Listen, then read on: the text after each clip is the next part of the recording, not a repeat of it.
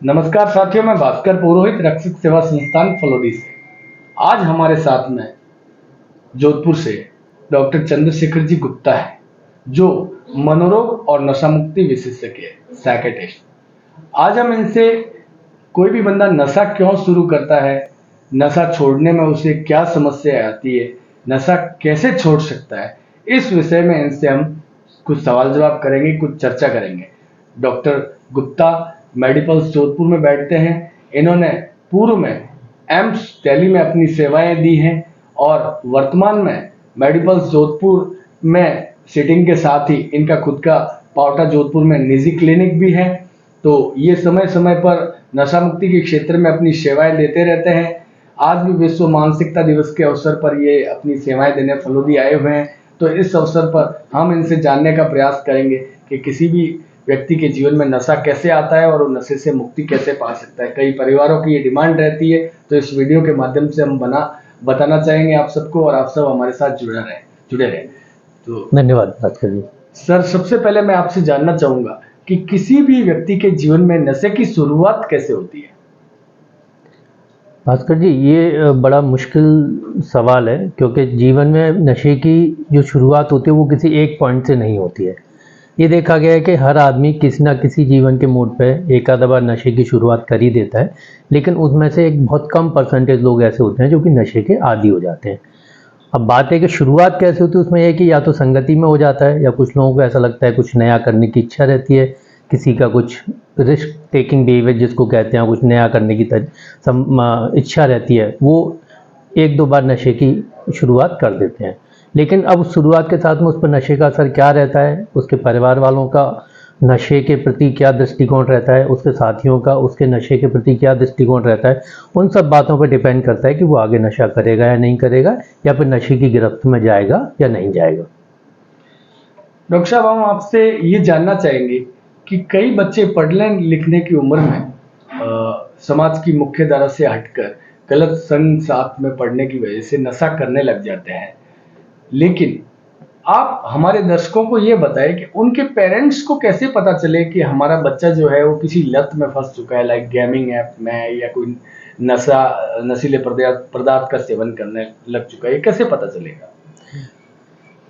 जैसा कि हमने पहले ही डिस्कस करा है कि नशा शुरू करने की या नशे की लत में आने की जो उम्र है वो लगभग टीनेज में होता है। लगभग 13, 14, 15, 16, 17, 18, 19 साल की उम्र में नशा शुरू होता है।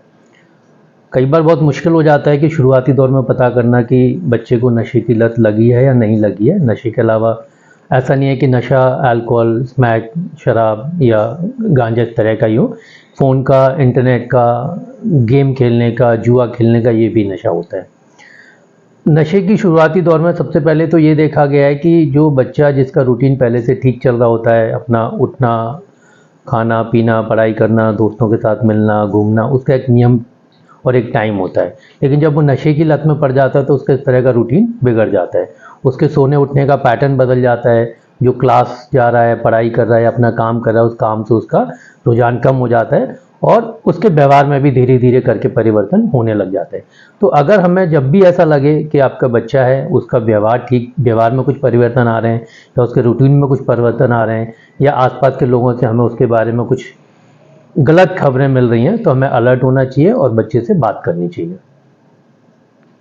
सर, हमने ये देखा है कि कई युवा जो नशे की आगोश में आ जाते हैं और उनके परिवार द्वारा उन्हें विभिन्न तरीके से समझाया जाता है, लेकिन प्राय ऐसा देखा जाता है कि वो अपने सोचने समझने की अवस्था गंवा चुके हैं।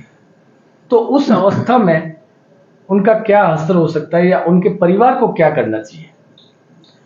जब परिवार वालों को ये पता चल जाए या पक्का हो जाए कि हमारा बच्चा किसी नशे की लत में पड़ चुका है, नशे की गिरफ्त में आ चुका है, तो सबसे पहले तो उससे बात करना ज़रूरी है।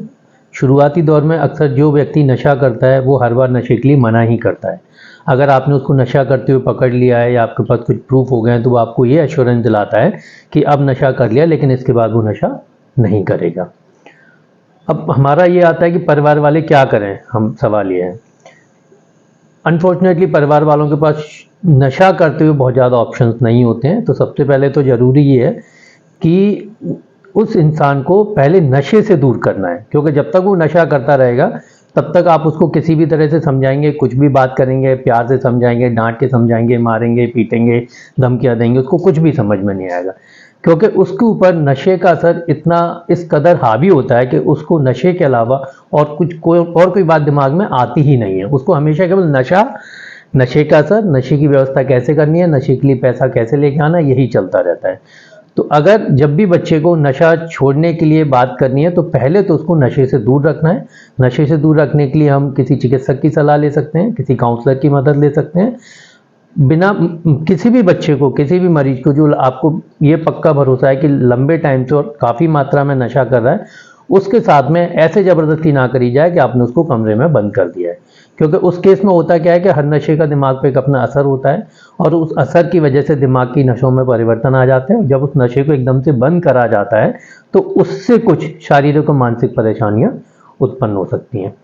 तो उसका जैसे मैं एग्जांपल देता हूं कि अगर कोई आदमी लंबे टाइम से शराब पी रहा है और आपने उसको ये सोच के कमरे में बंद कर दिया है कि नहीं, इसका नशा तो बंद करके छूट जाएगा, उस केस में उसको तान भी आ सकते हैं, उसको हेलुसिनेशन की बीमारी भी हो सकती है, उसको लाइफ थ्रेटनिंग अवस्था भी हो सकती है। कुछ बच्चे जैसे स्मैक का नशा करते हैं, कुछ लोग जैसे अमल का, अफीम का नशा करते हैं, उनको हम अगर बंद कर देते हैं तो उनकी शारीरिक और मानसिक हालत पे फर्क पड़ सकता है। इसलिए तो उसको नशा से दूर रखना है, लेकिन मेडिकल सुपरविजन में रखना है, और उस प्रोसेस को हम डिटॉक्सिफिकेशन या डिटॉक्स बोलते हैं। Thank you sir. मैं अंत में आपसे, कोई भी बंदा नशे से कैसे मुक्त हो और मुक्त होने के बाद में निरंतर नशा छोड़े हुए कैसे रख सकता है, क्योंकि हमने प्राय देखा है कि कई लोग नशा छोड़ते हैं, महीना 2 महीना छोड़ने के बाद में वापस वो विफल हो जाते हैं। तो ऐसा क्यों होता है, और दूसरा वो निरंतर नशा छोड़े कैसे रख सकता है, उसका कोई मूल मंत्र आपसे हम जानना चाहेंगे। जैसे कि हमने नशे के ट्रीटमेंट के लिए बात करी थी, तो मैंने आपको ये बताया कि शुरुआती दौर में मेडिकल ट्रीटमेंट की ज़रूरत होती है, जिसमें कि उसको शारीरिक और मानसिक परेशानी होती है, उनको हम दवाइयों के द्वारा ठीक कर सकते हैं। लेकिन वो डिटॉक्स का जो पीरियड होता है 5 दिन 7 दिन, ज़्यादा से ज़्यादा 2 हफ्ते के आसपास का टाइम होता है। डिटॉक्स कराने के बाद भी बहुत कम संभावना रहती है कि कोई भी आदमी नशे से दूर रह पाएगा। उसके लिए हमें ज़रूरत होती है रिहेबिलिटेशन की या पुनर्वास की। पुनर्वास का मतलब ये होता है कि जब आदमी नशा छोड़ रहा है तो नशा छोड़ने के बाद उसको समाज की, परिवार की मुख्य धारा में लेके आना, जिससे कि वो नशे से तो दूर रहे, साथ साथ में अपनी जिम्मेदारियों को अच्छे तरीके से निभाना शुरू कर दे। उसके लिए एक आदमी को एक नियम की ज़रूरत पड़ती है, एक रूटीन की ज़रूरत पड़ती है, एक अनुशासन की ज़रूरत पड़ती है, और वो सब चीज़ें एक कंट्रोल्ड एनवायरनमेंट में ही करी जा सकती हैं। अगर आपका घर परिवार बहुत बड़ा है, लोग हैं ध्यान रखने वाले हैं, घर में भी संभव है। अगर आपके पास बहुत ज़्यादा लोग नहीं हैं ध्यान रखने वाले, तो किसी अच्छे नशा मुक्ति केंद्र में या रिहेबिलिटेशन सेंटर में उसका इलाज संभव है। रिहेबिलिटेशन सेंटर में भर्ती कराना मतलब ये कोई गारंटी नहीं होती है कि जहाँ भी हमने भर्ती कराया बच्चा हमारा 100% ठीक होके आएगा या नशे से मुक्त होके आएगा।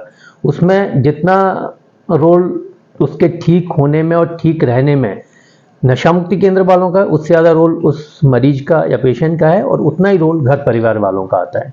क्योंकि जब आदमी नशा कर रहा होता है तो दिमाग में परिवर्तन होते हैं, इस तरह के परिवर्तन होते हैं कि आदमी के दिमाग में हमेशा वो नशा ही घूमता रहता है और सब जिम्मेदारियों के ऊपर सबसे ऊपर नशा आता है।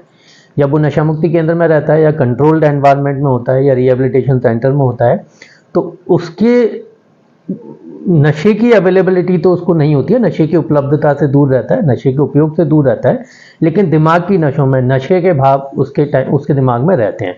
तो जब तक वो भाव नशे के दूर नहीं होते, और जब आदमी नशा करता है, नशा बंद करता है, तो उसके बाद जब वो खाली होता है तो उसका रूटीन बनना बहुत ज़रूरी होता है। अब नशा मुक्ति केंद्र में एक पूरा एक रूटीन होता है, उसमें मरीज ठीक रहता है, सेट रहता है, उसको नशे के मन में बहुत ज़्यादा नहीं आती है। लेकिन गड़बड़ तब होती है जब वो नशा मुक्ति केंद्र से बाहर निकलता है। नशा मुक्ति केंद्र में आदमी अपने हिसाब से नहीं रहता है, थोड़ा उसको बंदिशों के साथ में रहना पड़ता है। उन बंदिशों की वजह से कई बार उसके मन में नकारात्मक भाव भी उत्पन्न हो जाते हैं। तो जो नकारात्मक भाव उत्पन्न हो रहे हैं, उन भावों को हम नशा मुक्ति केंद्र में रहते हुए ही ठीक करें, सबसे अच्छा तरीका वो होता है। उसमें परिवार वालों की भूमिका होती है, नशा मुक्ति केंद्र वालों की भूमिका होती है, काउंसलर की भूमिका होती है।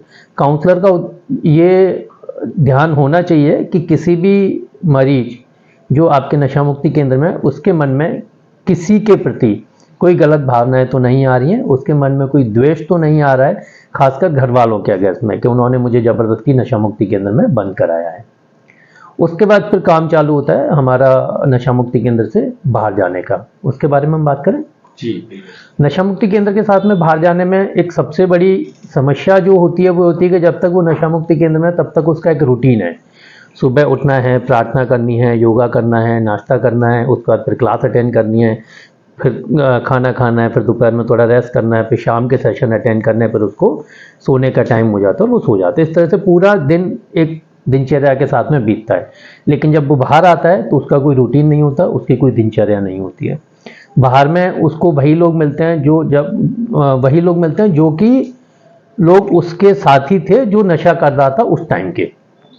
तो उसमें उसके नशा करने वाले दोस्त भी शामिल हो सकते हैं, उसमें उसके घर परिवार समाज के लोग भी होते हैं। अब जो नशा करने वाले दोस्त हैं वो उस आदमी को अपनी तरफ खींचने की कोशिश करते हैं कि अब तो नशा मुक्ति केंद्र में रह के आया, बहुत दिन ठीक रह लिया, अब तो थोड़ा सा नशा करते हैं। दूसरा, समाज वाले लोगों की नज़र में यही रहता है कि भाई ये तो आदमी नशा करता था, नशा करते टाइम ज़्यादातर लोग असामाजिक या एंटी सोशल काम करते ही हैं, जैसे चोरी करना, झूठ बोलना, लड़ाई झगड़ा करना। इस तरह की उनकी गतिविधियां ज़्यादातर लोगों की होती हैं, सभी की नहीं होती हैं। तो समाज भी उनको नशा मुक्ति केंद्र से आने के बाद उसी दृष्टि से देखता है। अब ऐसा तो है नहीं कि समाज या घर वाले अपना नज़रिया एकदम से उसके लिए बदल देंगे, ऐसा नहीं होता है और हम उनसे अचानक से ऐसा उम्मीद भी नहीं करते हैं। उसके नहीं होने का कारण ये होता है कि पहले समाज वाले लोग भी, घर वाले लोग भी उसको कई बार समझा चुके होते हैं। मरीज भी कई बार कसमें खाता है कि नहीं मैं नशा छोड़ लूँगा, मैं नशा नहीं करूँगा। घर वाले उस पर विश्वास करते हैं, बार बार उनका विश्वास टूटता है और जब बातें बिल्कुल अति हो जाती है या परेशानी बिल्कुल बहुत ज़्यादा हो जाती है तभी वो नशा मुक्ति केंद्र में भर्ती कराते हैं। अब नशा मुक्ति केंद्र से जब आता है तो परिवार वालों की एक ये उम्मीद होती है कि अभी बाहर आया, बिल्कुल ठीक हो गया, बिल्कुल बदल गया है, जबकि ऐसा नहीं होता है। हर एक आदमी का व्यक्तित्व होता है और आदमी उसी व्यक्तित्व के अनुसार अपना व्यवहार रखता है। तो नशा करने वाले व्यक्ति का व्यक्तित्व ये हो सकता है कि उसको एक्सपेरिमेंट करने की आदत होती है, या उसको हमेशा कुछ नई चीज़ें, नए काम करने की आदत हो सकती है। यह हो सकता है कि उसके मन में सहनशीलता कम हो, कोई बात अगर कोई आदमी कुछ कहे तो उसको बुरे लग जाती है, उस बात को इग्नोर नहीं कर पाता है। ये भी आदत होती है कि किसी भी बात को मन में बिठा लेता है। ये भी बात होती है कि अगर कोई बात उसको बुरी लगी, उस बात का वो जवाब नहीं देता है और अपने आप से परेशान होता रहता है। तो ये सब चीज़ें वापस से उसको नशे की तरफ लेके जाती हैं। तो जो व्यक्ति नशा कर रहा है और जो परिवार वाले हैं, उन सबको मिलकर एफर्ट करना होता है कि उसको एक सकारात्मक माहौल दें, उसका एक रूटीन बनाएं, उसका एक दिनचर्या बनाएं, उसको भरोसा दिलाएं और साथ साथ में नशा मुक्ति केंद्र वाले जो लोग हैं, रिहेबिलिटेशन सेंटर वाले लोग हैं, बीच बीच में उनके संपर्क में रहें। इन सब प्रयासों के साथ साथ में ही वो आदमी नशे से दूर रह सकता है, अन्यथा नशे से दूर रहना काफ़ी मुश्किल। तो डॉक्टर साहब, आपसे हम ये जानना चाहेंगे कि इसमें दवाइयों का क्या रोल है? अगर कोई बंदा नशा छोड़ना चाहता है, निरंतर छोड़े रखना चाहता है, तो दवाइयों का क्या इसमें रोल हो सकता है? दवाइयों का अपना एक रोल होता है। तो जो मैंने आपको बताया शुरुआती दौर में, जिसको हम डिटॉक्स पीरियड कहते हैं, उसमें तो ज़्यादातर रोल दवाइयों का ही है, जो हफ्ता, 2 हफ्ते, 3 हफ्ते के आसपास का होता है। उसके बाद उसका पुनर्वास होता है। पुनर्वास में अगर वो नशा मुक्ति केंद्र में है तब तो उसके ऊपर बहुत सारे वैसे ही बंधन हैं, तो नशे की उसको उपलब्धता नहीं हो पाती है। लेकिन जब वो नशा मुक्ति केंद्र के बाहर जाता है, जैसा कि मैंने आपको बताया कि उसको अलग अलग परिस्थितियों से सामना करना पड़ता है, उस टाइम पे उसका नशे की तरफ वापस से झुकाव होने की संभावना रहती है। उस केस में दवाइयाँ थोड़ा सा उसको सपोर्ट प्रोवाइड करा सकती हैं। सपोर्ट से मतलब यह है कि उस आदमी का नशे की तरफ झुकाव कम कर सकती है, और अगर गलती से वो नशा कर भी लेता है तो उसके ऊपर नशे का असर नहीं होता है। तो ऐसा कह सकते हैं कि दवाइयाँ एक तरह से उसको नशा मुक्ति केंद्र से बाहर आने के बाद में उसको एक प्रोटेक्शन का काम करती है। और वो दवाइयाँ अक्सर मैं सलाह देता हूँ कि आदमी को लंबे टाइम के लिए लेने चाहिए, चाहे 6 महीने के लिए, चाहे 1 साल के लिए। अक्सर ये माना जाता है कि हम नशा मुक्ति केंद्र में हैं और फिर हमें दवाइयों की क्या ज़रूरत है, नशे की क्या ज़रूरत है, क्योंकि यही माना जाता है कि जो आदमी नशे का ट्रीटमेंट कर रहा है उसके इलाज के लिए जो दवाइयाँ देते हैं उनमें भी नशा होता है।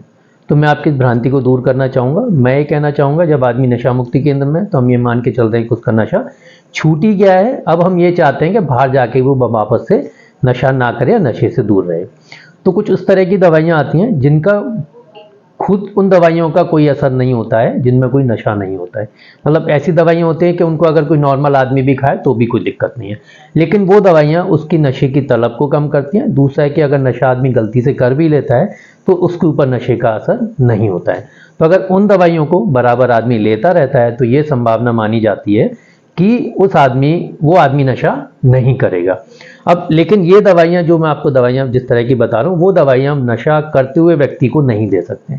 जब तक वो आदमी नशे से दूर है, किसी भी तरह का नशा नहीं कर रहा है, कोई गोली दवाइयाँ इस तरह की नहीं चल रही हैं, तभी हम दवाइयों को शुरू कर सकते हैं और उन दवाइयों के साथ में उसको ठीक होने की संभावना बहुत ज़्यादा बढ़ जाती है। मैं वापस से दोहराऊंगा कि उन दवाइयों में ना तो कोई नशा होता है और ना उन दवाइयों का कोई साइड इफेक्ट होता है। धन्यवाद। ये बहुत ही अच्छी जानकारी डॉक्टर साहब ने हमें उपलब्ध करवाई है कि यदि कोई बंदा नशा छोड़ देता है किसी भी मेडिकल के मार्फत, उसके बाद जो उठने वाली तलब होती है वो उसे बहुत ज़्यादा परेशान करती है। और ये हमारे सुनने में एक नया संज्ञान है कि तलब को कम करने के लिए या तलब को रोकने के लिए एक मेडिसिन के सपोर्ट पे रखा जा सकता है एक एडिक्ट को, और एक समय के बाद उसको बंद किया जा सकता है। जब खासकर उन दवाइयों में कोई नशा नहीं होता है, उन दवाइयों में किसी प्रकार का नशा नहीं होता और उनका कोई साइड इफेक्ट भी नहीं होता। वो एडिक्ट नहीं बनेगा और उसका कोई साइड इफेक्ट नहीं है।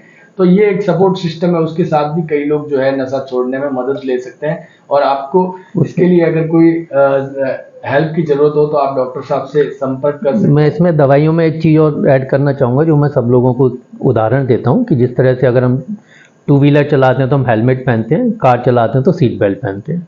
तो हेलमेट और सीट बेल्ट का कार को चलाने में या गाड़ी को चलाने में कोई रोल नहीं है, लेकिन वो हमें तब बचाता है जब हमारा एक्सीडेंट होता है या एक्सीडेंट होने की संभावना, एक्सीडेंट होता है तो उससे डैमेज होने की संभावना को कम करता है।